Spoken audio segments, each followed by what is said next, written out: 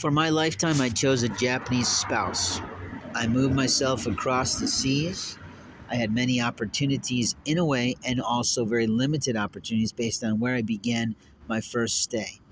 But I did meet one of the most beautiful girls in the community in the countryside town that I was where I was. And I met her through a local neighbor who often had me over for parties because that's what Japanese do.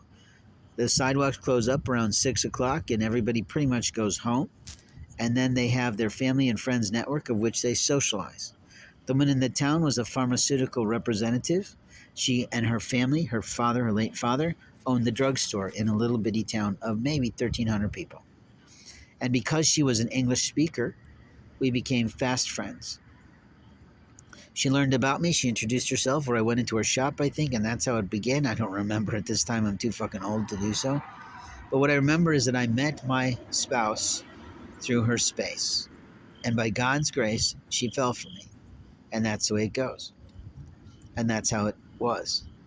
But after 20 years of marriage, I lost my spouse and I lost my son. And that's what happens in life. We lose people that we love. Sometimes by nature of God, because the lesson time is over. Other times by people soliciting in and interfering with them.